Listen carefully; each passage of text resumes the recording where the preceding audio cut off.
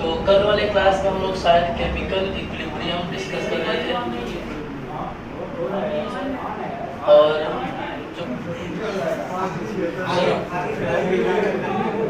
अभी हम डिस्कस कर रहे हैं केमिकल इक्विलिब्रियम में वो ऊपर का जो प्रोसेस था हमारा उसका हो गया है। कितने टाइप के फिजिकल इक्विलिब्रियम है ये हम डिस्कस कर लिए हैं। फिजिकल इक्विलिब्रियम के बाद में डिस्कस करता है केमिकल इक्विलिब्रियम क्या होता है, वो भी हो गया है। अभी हमें डिस्कस करना है लॉ ऑफ मास एक्शन, क्या बोलता है ये थोड़ा सा इसको देखेंगे। एक चीज हमने कल बताया होगा इसी पे रिलेटेड कि किसी भी रिएक्शन के अंदर क्या बातें थी, थोड़ा सा सुनो तो। जैसे हमारे पास अगर मान लेते हैं ये कोई रिएक्शन है जिसमें रिएक्टेंट चेंज हो रहा है प्रोडक्ट में, ठीक है। तो हमने तुम्हें बताया था कल कि किसी भी रिएक्शन का जो रेट है ना वो डिपेंड करता है रिएक्टेंट के कंसंट्रेशन पे। जैसे मान लेते हैं हमने यहाँ रिएक्टेंट जो है शुरुआत में से कितना मोल लिया है, तो इसका मान लेते हैं हमने 10 मोल पर लीटर इसका कंसंट्रेशन लिया है, ठीक है ना। इसका जो कंसंट्रेशन है वो 10 मोल पर लीटर है। ये कब की बात है, जब शुरुआत की बात है, जब टाइम 0 है। लेकिन 5 मिनट बाद जब हमने देखा तो इस 10 मोल में से खर्च हो गए कुछ मोल और ये पहुंच गया 3 मोल पर लीटर पे। कितने देर बाद, तो ये 5 मिनट के बाद की बात है। ये 5वें मिनट पे ऐसा हो गया। मतलब शुरुआत में कंसंट्रेशन कितना था 10 मोल पर लीटर, लेकिन 5 मिनट बाद ये 3 मोल पर लीटर बचा है। तो ध्यान सुनना, अगर मैं तुमसे पूछूं बताइए इस रिएक्शन का रेट क्या होगा, तो हमने तुम्हें पहले ही बता दिया है कि लॉ ऑफ मास एक्शन ये बोलता है कि किसी भी रिएक्शन का रेट डिपेंड करता है रिएक्टेंट के रिमेनिंग कंसंट्रेशन पे या रिएक्टेंट के कंसंट्रेशन पे। मतलब सिंपल सा हम एक लाइन में से लिखना चाहें तो हम इसको ऐसे लिख सकते हैं, rate of reaction directly proportional होता है रिएक्टेंट के कंसंट्रेशन के। ये हमने इससे बड़े वाले ब्रैकेट में लिखा है, मतलब हमने इसका मतलब पहले बता चुके हैं हम लोग। एक्टिव मास इसको बोलते हैं, एक्टिव मास ऑफ आर मतलब रिएक्टेंट, तो इसे एक्टिव मास ऑफ रिएक्टेंट बोले या कंसंट्रेशन ऑफ रिएक्टेंट बोलो, दोनों की चीज है, ठीक है ना। मतलब इस रिएक्शन का रेट किस बात पर डिपेंड करेगा, रिएक्टेंट के कंसंट्रेशन पे, ठीक है ना। एक चीज ये भी है, यहाँ पे हमने 2 बार लिया गया है कंसंट्रेशन। एक बार जब टाइम 0 है तो कंसंट्रेशन इतना है, लेकिन कुछ देर बाद 5 मिनट बाद कंसंट्रेशन हमारा 3 मोल पर लीटर हो गया। तो अगर हम टाइम के हिसाब से रेट पूछें तब क्या होगा, तो ये भी मैं बताया था कि जब रिएक्शन स्टार्ट होता है तो रिएक्टेंट का कंसंट्रेशन ज्यादा होता है। और यहाँ देखो ना, rate of reaction directly proportional है कंसंट्रेशन ऑफ रिएक्टेंट के। अगर रिएक्टेंट का कंसंट्रेशन ज्यादा होगा तो रेट ऑफ रिएक्शन ज्यादा होगा, और अगर इसका कंसंट्रेशन कम है तो रेट ऑफ रिएक्शन कम होगा। तो तुम खुद सोच के बताओ, जब 10 मोल पर लीटर कंसंट्रेशन होगा तब रेट ज्यादा होगा या 3 मोल पर लीटर होगा तब रेट ज्यादा होगा, 10 मोल पे, क्योंकि यहाँ पे इनिशियल कंसंट्रेशन इसका ज्यादा है। इनिशियल कंसंट्रेशन मतलब शुरू में जो लिया गया कंसंट्रेशन वो ज्यादा है, तो यहाँ पे इस टाइम पर रेट ऑफ रिएक्शन ज्यादा होगा।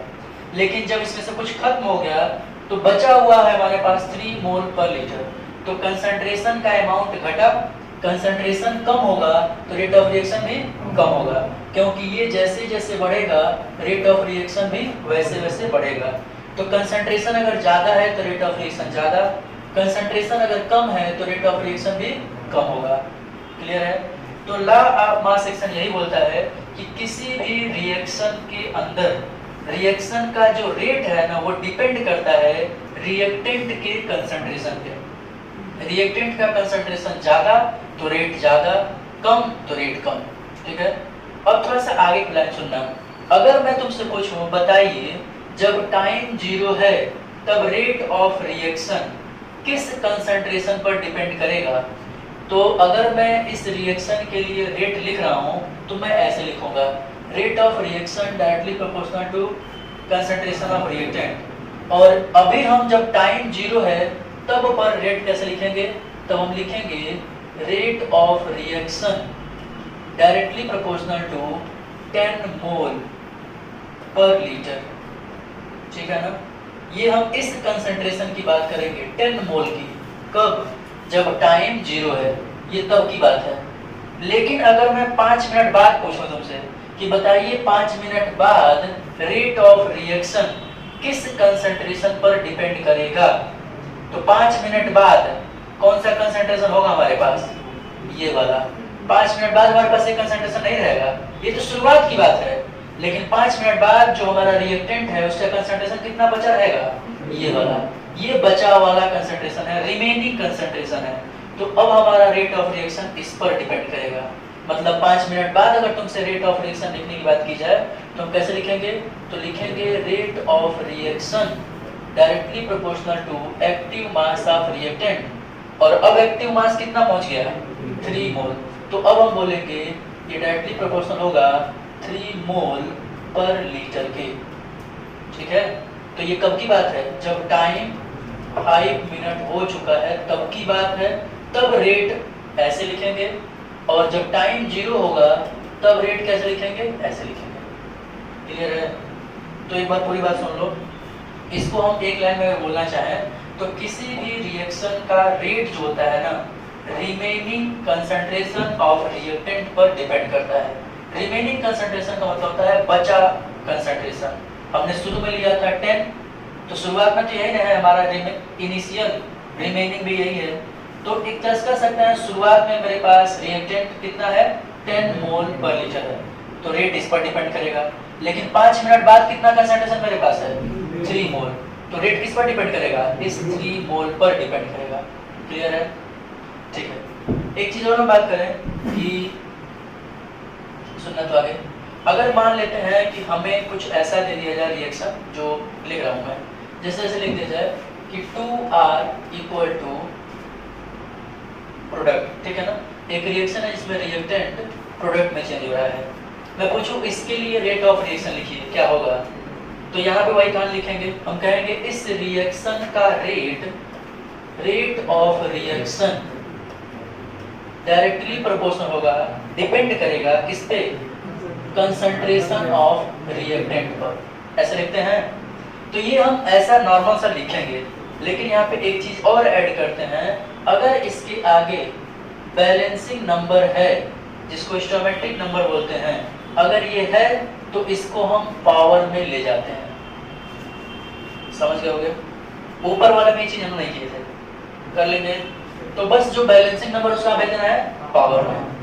मतलब अब जो हम रेट ऑफ रिएक्शन लिखेंगे, कैसे लिखेंगे, rate of reaction directly proportional to concentration of reactant के स्क्वायर या होल 2। ठीक है, एक और देखना केस, जैसे मैं ले लेता हूँ a plus B is equal to A B. ये एक रिएक्शन है। मैं पूछूं इसके लिए बताइए रेट ऑफ रिएक्शन क्या लिखेंगे। तो अब बताओ रिएक्टेंट क्या अकेला है, अकेला नहीं है, इस बार रिएक्टेंट 2 हैं। तो अब हम जब लिखेंगे तो लिखेंगे rate of reaction directly proportional होगा कंसंट्रेशन ऑफ ए के भी और कंसंट्रेशन ऑफ बी के भी। तो जब 2 रिएक्टेंट होते हैं ना, तो दोनों रिएक्टेंट के कंसंट्रेशन पे डिपेंड करेगा। और जब एक था तो एक का लिख दिया, कोई दिक्कत हो जाएगा। इसी तरह से अगर मान लेते हैं मैं एक और कोई रिएक्शन ले लिया जाए, जैसे कि a plus 3b plus 2c और ये बना रहा है AB3C2, ऐसा कोई प्रोडक्ट बन रहा है। ये कोई रिएक्शन है हमारा नॉर्मल सा। कहे कि बताइए इस रिएक्शन का रेट ऑफ रिएक्शन कैसे लिखेंगे। फिर से वही कहानी, क्या लिखेंगे, रेट ऑफ रिएक्शन। देखो एक चीज बता रहे हैं, इतना लंबा चौड़ा देखो रेट ऑफ रिएक्शन, या हम सिंपल सा ऐसे भी लिख सकते हैं, सिंपल सा छोटा सा रेट भी लिख देंगे, दोनों का मतलब एक ही है, चलेगा ना। तो रेट ऑफ रिएक्शन या रेट किसके डायरेक्टली प्रोपोर्शनल होगा, रिएक्टेंट के कंसंट्रेशन के। तो रिएक्टेंट इस बार कितने हैं, 3 हैं। तो हम लिखेंगे active mass of A, concentration of A के, कंसंट्रेशन ऑफ बी के, कंसंट्रेशन ऑफ सी के, और बैलेंसिंग नंबर पावर में। अच्छा इसके आगे कोई नंबर नहीं लिखा है, मतलब क्या मानेंगे 1, और 1 को हम पावर में लिखते नहीं है। इसके आगे बैलेंसिंग नंबर है 3, तो ये चला जाएगा 3। इसके आगे है 2, किसके आगे चला जाएगा, क्या रेट ऑफ रिएक्शन ऐसे लिख लेंगे सब लोग। अच्छा ये बताओ, ये जो मैं रेट ऑफ रिएक्शन लिख रहा था, ये कैसे रिएक्शन लिख रहा था, सिंगल डायरेक्शन में चलने वाली रिएक्शन के लिए लिख रहा था। इरिवर्सिबल रिएक्शन के लिए लिख रहा था। मतलब यहाँ पे रिएक्शन हमारा सिर्फ एक डायरेक्शन में चल रहा है, तो हमें ये पता था कि रिएक्टेंट ये दोनों होंगे, ये तीनों होंगे, ये दोनों होंगे, ये क्लियर है ना। लेकिन रिएक्शन अगर दोनों साइड चलेगा तब क्या होगा, तब रेट ऑफ रिएक्शन वहाँ पे कैसे लिखेंगे, देखें उसको भी। पहले तो ये क्लियर इतना ठीक है, आगे सुनेंगे। अगर मान लेते हैं रिएक्शन रिवर्सिबल टाइप की है, जैसे मैं यहाँ ले रहा हूँ A + B C + D, मतलब A और B मिल करके C और D को बना रहे हैं और C और D मिलके A और B को बना रहे हैं। तो ये बताओ फॉरवर्ड रिएक्शन की बात करेंगे तो वो कौन होगा, A और B का आपस में रिएक्ट करके C और D का बनाना, ये हमारा फॉरवर्ड डायरेक्शन में रिएक्शन चलेगा। अगर मैं तुमसे कहूँ बैकवर्ड डायरेक्शन में रिएक्शन कौन है, तो C और D का आपस में रिएक्शन करके A और B को बनाना बोल सकते हैं। तो सुनना थोड़ा सा, मैं यहाँ पे लिख रहा हूँ rate of reaction for forward reaction या फॉरवर्ड डायरेक्शन। अगर मैं फॉरवर्ड डायरेक्शन के लिए, फॉरवर्ड डायरेक्शन मतलब है ना इधर से इधर जा रहे हैं अगर हम, तब रेट ऑफ रिएक्शन लिख रहा हूँ। तो किस पर डिपेंड करेगा रेट ऑफ रिएक्शन, बोलो भाई। अगर मैं A और B से C और D की तरफ जा रहा हूँ, मतलब A और B मिल करके C और D को बना रहे हैं, मतलब ये आगे जा रहा है, फॉरवर्ड डायरेक्शन जा रहा है, तो इस डायरेक्शन के लिए रिएक्टेंट कौन होगा, A और B रिएक्टेंट होगा। तो यहाँ पर रेट कैसे लिखेंगे, लिखेंगे rate directly proportional to active mass of A and active mass of B, ऐसे लिखेंगे। ये किसके लिए लिखा हूं मैं, फॉरवर्ड डायरेक्शन के लिए। अब थोड़ा सा सोचना, ध्यान सुनना, अब दोहराएगा। अगर मैं बैकवर्ड डायरेक्शन में जाना चाहता हूं, इधर से इधर जाना चाहता हूं, इधर से इधर जाना चाहता हूं, तो अब रिएक्टेंट की तरह काम कौन करेगा, C और D काम करेगा। क्योंकि मैं इधर से इधर जाना चाहता हूं, इनसे इनको बनाना चाहता हूं, C और D से A और B को बनाना चाहता हूं, मतलब ये आपस में रिएक्ट करेंगे तो इनको बनाएंगे, तो ये दोनों क्या हो जाएंगे, रिएक्टेंट हो जाएंगे। बैकवर्ड डायरेक्शन के लिए, बैकवर्ड रिएक्शन के लिए ये दोनों रिएक्टेंट का काम करेंगे। क्लियर है।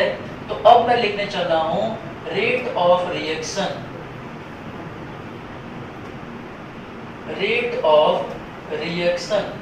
फॉर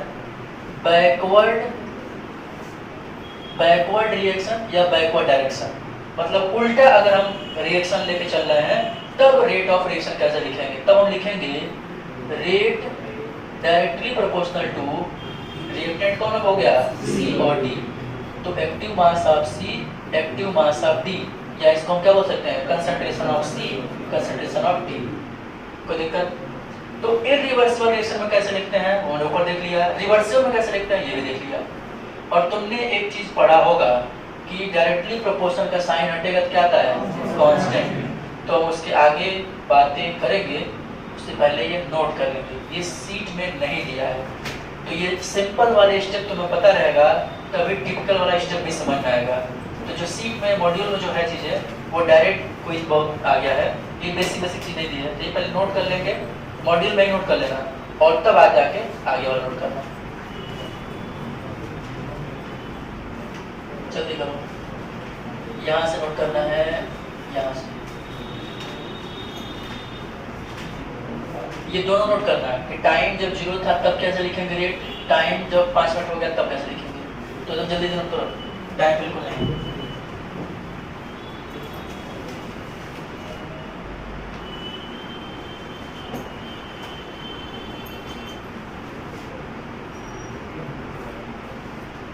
जल्दी करो, आज आपको केसी इसको भेज देंगे क्या, दिखता है, ठीक है चलो हम छोड़ो है? अरे चलो वैसे भी इसका वीडियो तुम्हारे पास रहेगा ही, अगर लिखना होगा तो लेना। सुनो छोड़ दो, आ जाओ आगे जाओ, यहाँ तक हमने कर लिया, आगे सुनो। तो अब इसी का बस कंटिन्यू कर रहे हैं।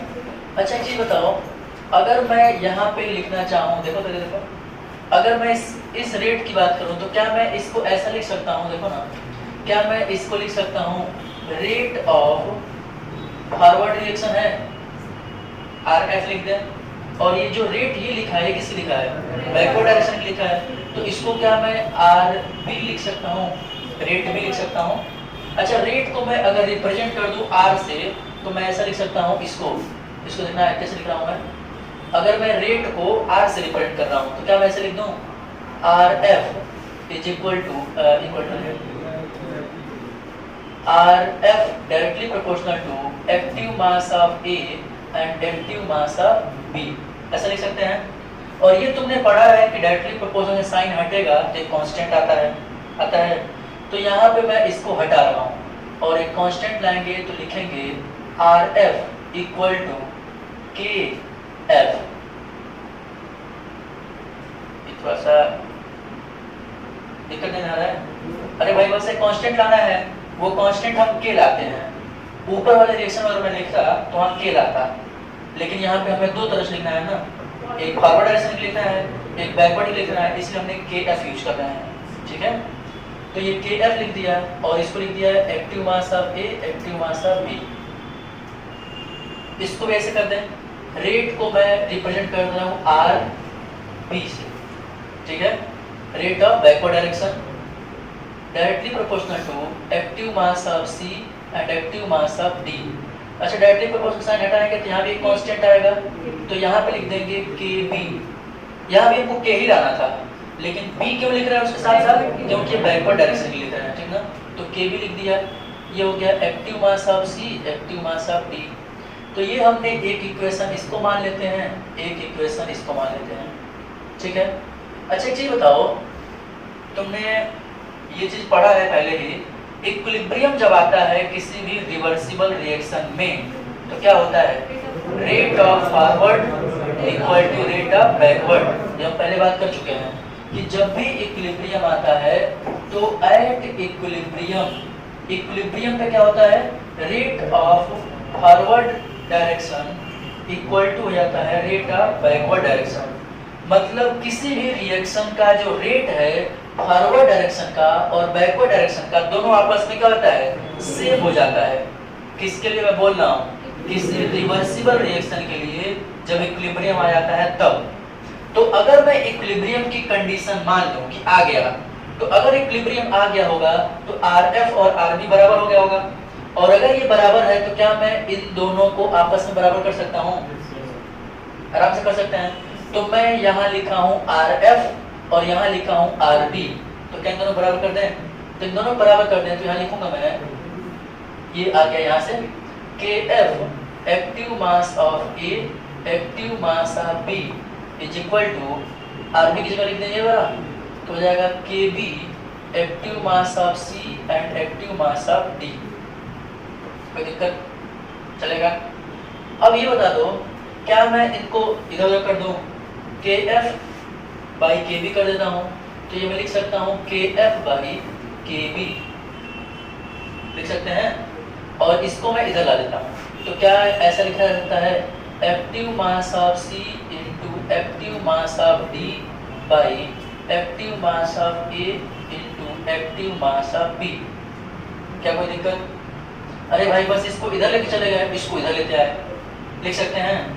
तो एक रिलेशन ये याद रखना कि rate constant of forward direction by rate constant of backward direction just बराबर होता है concentration of product by concentration of reactant. ऐसा बोल सकते हैं कि नहीं फॉरवर्ड डायरेक्शन के लिए?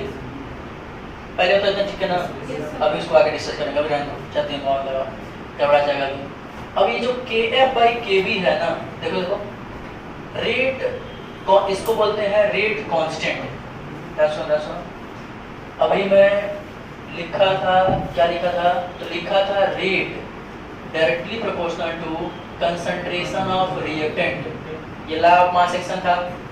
यहाँ पे डायरेक्टली प्रोपोर्शनल साइन हटाए थे तो ऐसे आया था रेट इक्वल टू के एक्टिव मास ऑफ रिएक्टेंट। तो ये तो हो गया हमारा रेट ऑफ रिएक्शन, ये हो गया कंसंट्रेशन ऑफ रिएक्टेंट, और इसके को बोलते हैं रेट कांस्टेंट। क्या बोलते हैं? Rate constant. लेकिन यहाँ पे क्या बोलेंगे, यहाँ पे के एफ है तो rate constant of forward direction rate constant of backward direction बोल सकते हैं। यहाँ पे सिर्फ रेट कांस्टेंट बोला, क्यों? क्योंकि रिएक्शन बस एक डायरेक्शन में चल रही थी, लेकिन अगर दोनों साइड चलता तब हम वहां पे मेंशन करना पड़ता हमको, जैसे यहाँ पे हमने मेंशन किया है KF और KB। तो इसको बोलते हैं, KF को बोलते हैं rate constant of forward direction या फॉरवर्ड रिएक्शन बोल सकते हैं, ठीक है ना। और KB को क्या बोल सकते हैं? KB इक्वल टू हो जाएगा rate constant of backward direction या बैकवर्ड रिएक्शन भी बोल सकते हैं, ठीक है, कोई दिक्कत नहीं होगा, ठीक है। अब आगे सुनेंगे, ये जो KF और KB बोला हूं ना मैं, इनके रेशियो को क्या बोलते हैं? ध्यान सुनना, KF बाई KB, ध्यान सुनो, KF बाई KB का जो रेशियो होता है इसको बोलते हैं KC। नया टर्म आ गया, कांस्टेंट बाई कांस्टेंट, नया कांस्टेंट, ये भी होता है। दो कांस्टेंट को अगर डिवाइड करोगे तो नया कांस्टेंट आ जाता है, तो ये नया कांस्टेंट आ गया, इसको बोलते हैं। पहले बताओ दिक्कत कोई नहीं हो रहा है, ठीक है ना। तो KF बाई KB इसको बोलते हैं KC, ठीक है। अच्छा ये बताओ, क्या यहाँ पे मैं रख दूं KF बाई KB की जगह पे, तो क्या मैं अगर इसको रख दूं इसके जगह पे, तो मैं ऐसा लिख सकता हूँ KC equal to active mass of C into active mass of D by active mass of A by active mass of B। ये हमारा फाइनल फार्मूला है, ठीक है। ये एक्चुअल में निकालना था। पहले बताओ कोई दिक्कत? कहीं पर कुछ ऐसा हमने कर दिया हो जो ना समझ आया हो, कोई दिक्कत नहीं है तो ठीक है। अगर कोई दिक्कत नहीं है तो ये जो हमने किया है थोड़ा सा एक बार देख लो, और फिर देख तो लिया ही है। आ जाओ मॉड्यूल पे, यही प्रोसेस यहाँ भी किया है, लंबा चौड़ा सा, थोड़ा सा देखो तो यही चीज यहाँ भी किया गया है। Rate of forward reaction, rate of backward direction, RF equal to KF AB, RB equal to KB CD, at equilibrium RF RB बराबर कर दिया, KF AB KB, समझ रहे हो ना। तो करते करते KC यहाँ भी फाइनली पहुँच गए हम लोग, और अभी मैं बताया हूँ KC equal to KL by KB होता है, सारा कुछ यहाँ है, वही चीज़ मैं उधर किया हूँ। और यहाँ पर हमारा फाइनल खत्म हो जाता है। KC को बोलते हैं इक्विलिब्रियम कांस्टेंट। अच्छा ये बताओ KB को क्या बोलते थे और KF को क्या बोलते थे? ये था रेट कांस्टेंट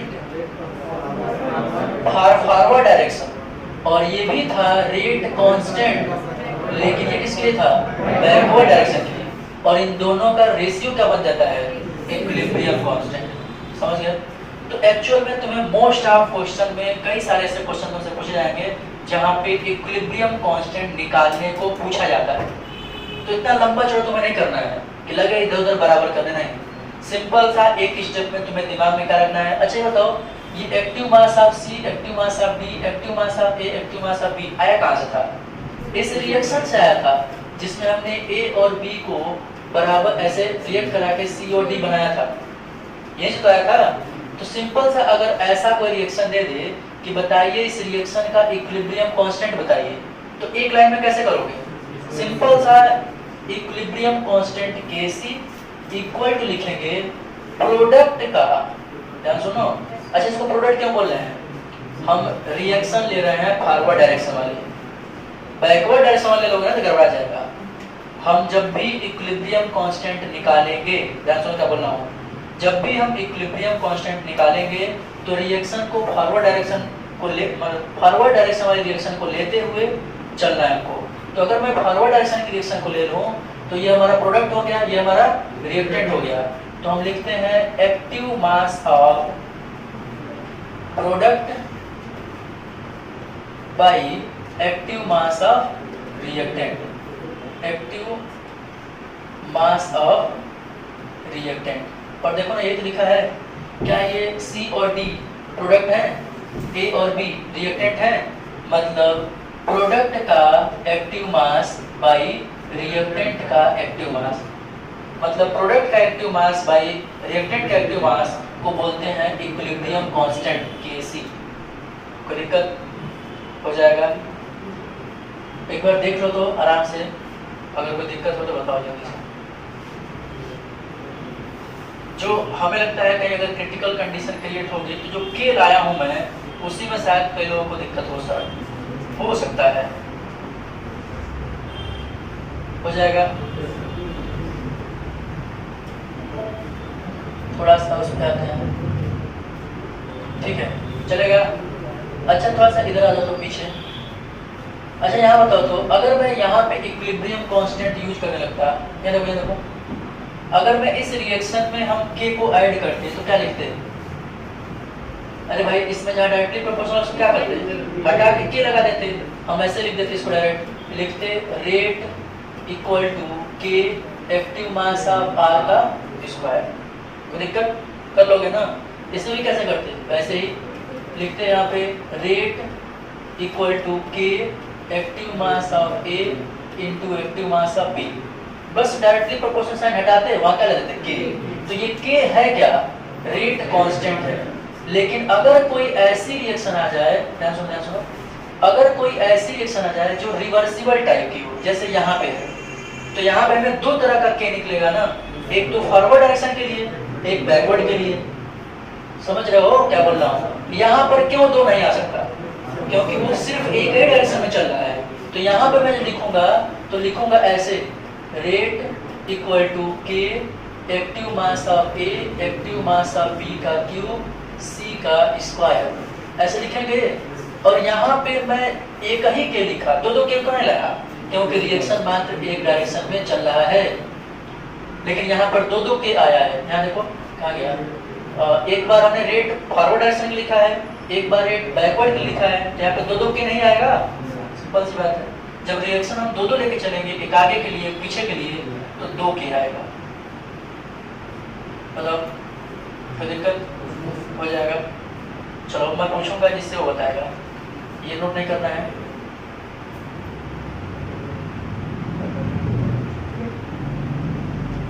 ठीक, सुनो। अगर मान लेते हैं हमने ले लिया N2 प्लस H2 और H2 लेते हैं 3 मॉलिक्यूल 2NH3, और एक चीज और याद क्या देखो, ठीक है। ये बताओ इस रिएक्शन के लिए अगर तुमसे पूछा जाए Kc बताइए, इक्विलिब्रियम कांस्टेंट बताइए, कैसे लिखोगे?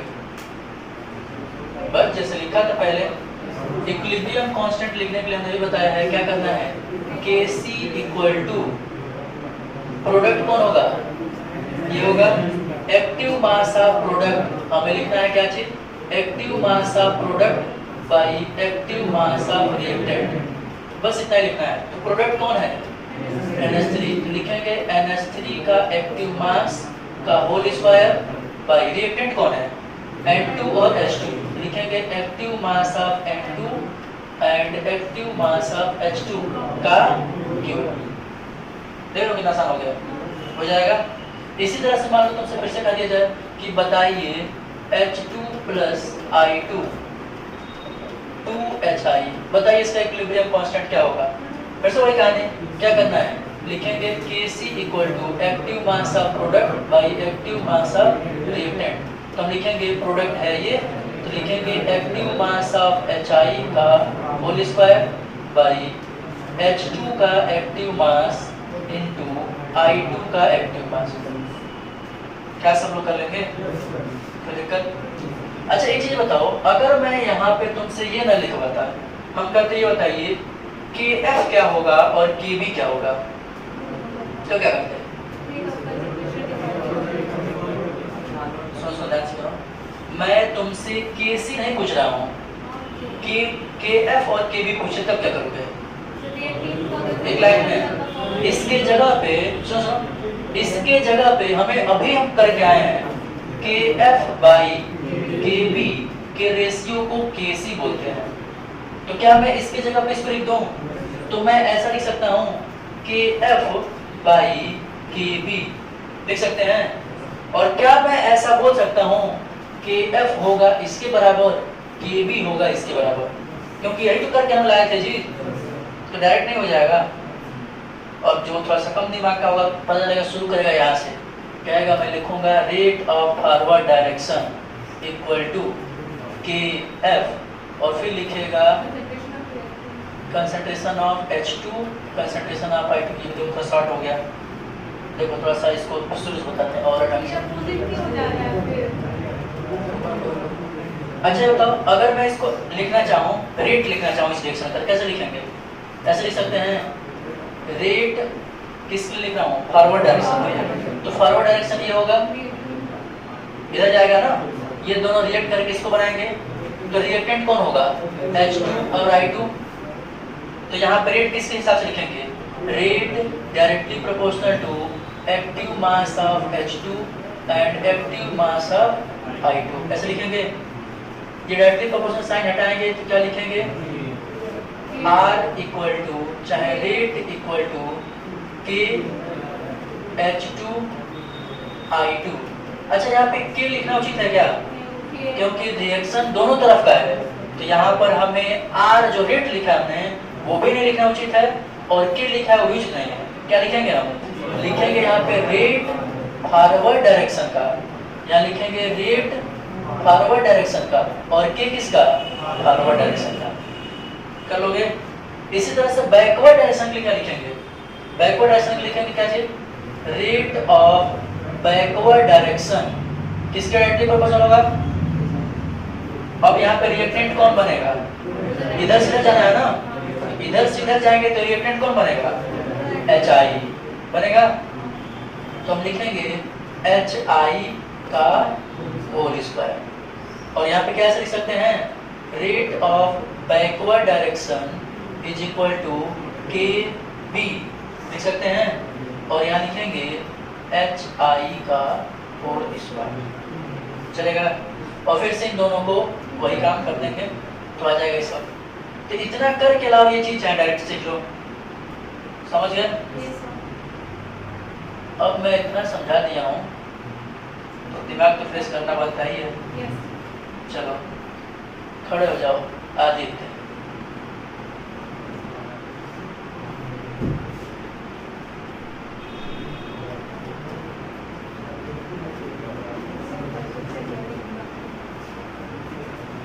बताओ यहाँ पे रेट ऑफ फॉरवर्ड रिएक्शन कैसे लिखेंगे?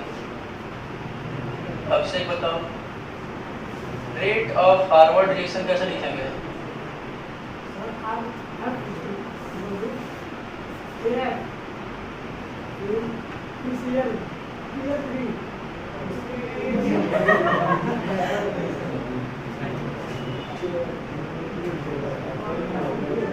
किसको लिखेंगे? PCl5, PCl3, PCl2।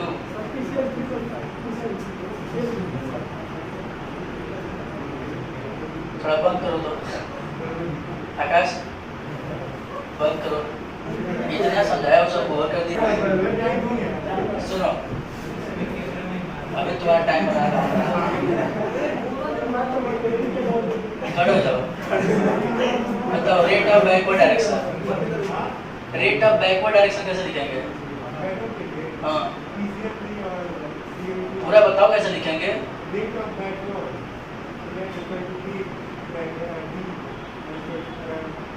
Equal to